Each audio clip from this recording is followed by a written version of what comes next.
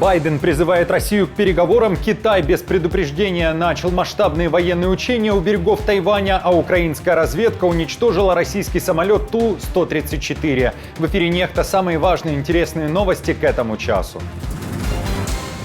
Северная Корея готовится к подрыву дорог, а Китай блокировать порты Тайваня. Начнется ли новая и еще более масштабная война? Что происходит? Нам также необходимо сохранять спокойствие и уверенность в себе, чтобы одержать победу в борьбе между демократией и авторитаризмом. В США заговорили о необходимости начать переговоры с Китаем, Россией и КНДР ради мира. Детали срочного заявления Байдена. Эти ядерные риски разрушают нормы и соглашения, которые мы совместно выстраивали. Оппонент Шольца готов поставить ультиматум Путину. Что известно о предупреждении для Кремля? А затем Путин сам решит, насколько далеко он хочет зайти в эскалации этой войны. Друзья, всем привет! Буду рад вашему лайку, подписке и репосту. Вы прекрасно знаете, что для нас это очень важно. Оставляйте также свои комментарии и спасибо вам за обратную связь. Об актуальных и важных событиях прямо сейчас начинаем.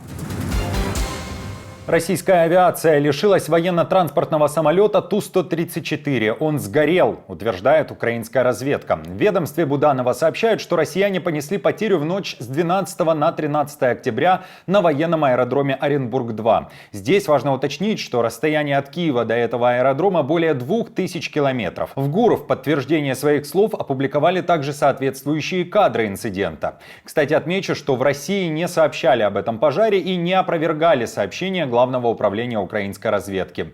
Кто помог украинской разведке уничтожить Ту-134, как проходила эта операция, детали в Украине не публикуют. Однако намекают, что это не последняя потеря РФ. Такие советские самолеты используются в частности для транспортировки руководящего состава Министерства обороны РФ. Главное управление разведки Минобороны Украины напоминает, каждое преступление против украинского народа получит заслуженное возмездие. Оппонент Шольца, немецкий политик Фридрих Мерц, не видит проблем для того, чтобы передать Украине дальнобойные ракеты «Таурус», но считает, что Путину необходимо сделать предупреждение.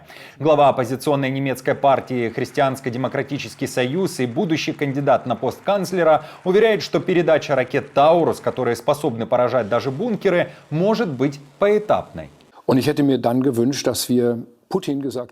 И я бы хотел, чтобы мы сказали Путину: берегись, если ты будешь продолжать бомбить гражданскую инфраструктуру, больницы, детские сады, энергоснабжающие компании, то завтра мы снимем ограничения на дальность ударов из оружия, которое уже сегодня есть у Украины. Этого никогда не происходило. По сути, ни в НАТО, ни в Европейском Союзе никогда не было стратегической последовательности решений. А вторым этапом уже была бы передача «Таурус». А затем Путин сам решит, насколько далеко он хочет зайти в эскалации этой войны. Я думаю, что мы должны дать лучший стратегический ответ.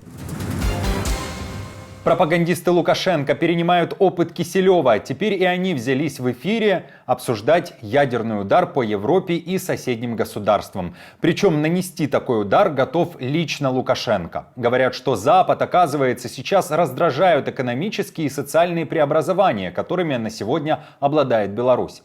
Некий военный эксперт Дудкин, которого пропагандисты представляют как украинца, говорит о решительности самопровозглашенного. Президент Лукашенко и глазом не моргнет, если, не дай бог, какие-либо будут поползновения или сигналы, потому что существует общая с Беларусью у России система раннего ракетного предупреждения о нападении.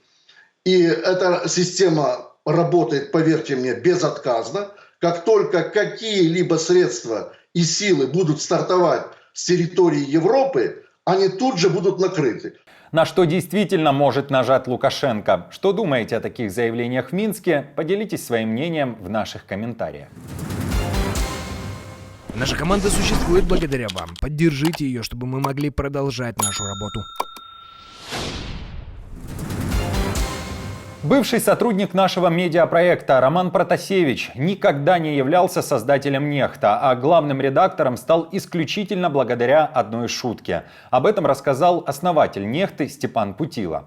Так он прокомментировал интервью Протасевича телеведущей Собчак, где Роман приписал себе коллективные заслуги «Нехта» в 2020 году во время масштабных акций протеста в Беларуси. Бывший сотрудник утверждает, что его душила жаба. Это цитата из интервью. Он был обделен вниманием общественности в то время, как работал редактором телеграм-канала «Нехта». 23, 24, 25, вот в этом промежутке. Я уже на тот момент, я мог официально сказать, что я сделал самое читаемое русскоязычное СМИ в мире. Ну, я просто делал свою работу и делал ее хорошо. Мне было немного обидно, безусловно, не немного. Мне было, безусловно, обидно, когда другие люди за счет, не приложив никаких усилий... Не другие, а конкретно Путила. Давай уж, это другие люди. Да, естественно, меня прям душила жаба, что почему он получает там, вот это массовое признание, он получает самые престижные там, награды в мире вообще демократии и прессы, а я получаю там зарплату в 1000 евро. Напомню, в 2021 году режим Лукашенко арестовал Протасевича, посадив самолет компании Ryanair в Минске. Роман был отправлен за решетку, вскоре его помиловал Лукашенко. И теперь бывший сотрудник раздает интервью белорусским и российским пропагандистам, рассказывая о тяжелой жизни на Западе и прелестях жизни в Беларуси. Ну, я приоткрою завесу тайны, как вообще ввелась должность главного редактора «Нехта». На тот момент я работал один, занимался телеграм-каналами и YouTube-каналами, и, по сути, нужен был человек, который поможет с работой, с ведением телеграм-каналов. Ну и Роман в тот момент появился после истории с задержанием журналиста Владимира Чуденцова за подброшенные наркотики на границе. Он должен был приехать сюда, в Польшу. Роман появился, и на тот момент не было никакой редакции, можно сказать. Все работали из дома, я просто вел телеграм-канал как блогер, публиковал проверенные сообщения от подписчиков. И Роман решил с этим делом помочь, ну и он спрашивал, как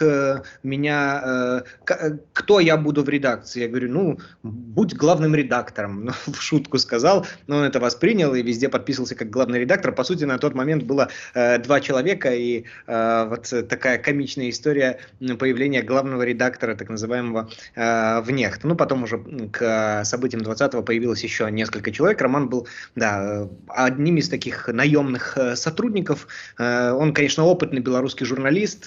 До работы в «Нехта» он сменил много редакций, по редакции в год менял как перчатки, и «Нехта» тоже не стало исключением, он проработал менее года. В тот момент, в 2020 году, к нам в Telegram-бот приходили сотни сообщений в минуту, и действительно редакция работала на износ, и я включался, и другие наемные сотрудники включались, включая Романа Протасевича, но я не думаю, что это только благодаря ему мы достигли того успеха, это в первую очередь благодаря силе и духу, тому подъему белорусов, который мы видели в 2020 году, мы такие показатели и получили. А миллионы просмотров и сотни тысяч подписчиков на «Нехта», кстати, были уже и до него, и до событий 2020-го. YouTube-канал «Нехта» основан еще в 2015.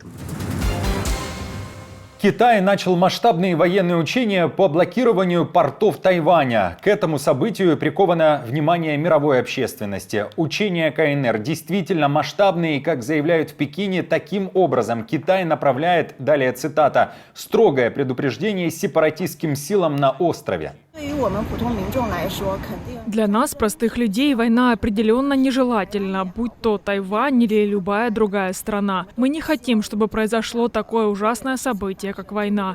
Это окажет значительное влияние на нашу жизнь. Напомню, что Китай считает Тайвань частью своей территории и усиливает военное давление на этот остров. Си Цзиньпин неоднократно говорил, что должно произойти объединение, и если необходимо, то Пекин приложит для этого военную мощь. На Тайване тем временем говорят, что Китай нарушил международное право, не предупредив о такого рода учениях. Нам также необходимо сохранять спокойствие и уверенность в себе, чтобы одержать победу в борьбе между демократией и авторитаризмом. Мы будем придерживаться умеренности и ответственности и будем упорно работать над сохранением статус-кво в отношениях между двумя проливами, чтобы помочь поддержать мир и стабильность в регионе. Как считаете, дойдет ли до военного конфликта еще и в этой части нашей планеты? С удовольствием прочту ваши комментарии по этому поводу. Южная Корея готова к самообороне и достойно ответит КНДР на ее обстрелы. Об этом сообщают в Сеуле, где к тому же заявили, что армия Ким Чен Ына готовится подорвать дороги, ведущие к Южной Корее. Фиксируется подозрительная активность со стороны КНДР. Северная Корея вчера сообщила о том, что Генеральный штаб Корейской народной армии издал приказ об оперативном резерве для полномасштабной готовности к стрельбе вдоль границы. Наши военные внимательно следят за военными передвижениями Северной Кореи и полностью готовы ответить на любые потенциальные провокации. США готовы к переговорам с Россией, Китаем и КНДР без предварительных условий. Об этом заявил президент Соединенных Штатов Джо Байден. В своем официальном заявлении, опубликованном на сайте Белого дома, Байден напоминает, что пора посвятить себя жизненно важной работе по построению более безопасного мира. Соединенные Штаты готовы к переговорам с Россией, Китаем и Северной Кореей без предварительных условий для уменьшения ядерной угрозы. Нет никакой пользы для наших стран или мира в затягивании прогресса по сокращению ядерных арсеналов. Уменьшение ядерной угрозы важно не вопреки опасностям сегодняшнего мира, а именно из-за них. Эти ядерные риски разрушают нормы и соглашения, которые мы совместно выстраивали. Друзья, на этом все. Не забудьте оставить свой комментарий и лайк. Мы же с командой продолжаем следить за самыми важными новостями. Оперативную информацию от Нехта ищите, как всегда, в телеграм-каналах или на платформе X. Спасибо вам за доверие и то, что остаетесь с нами. До новых встреч и хороших вам новостей.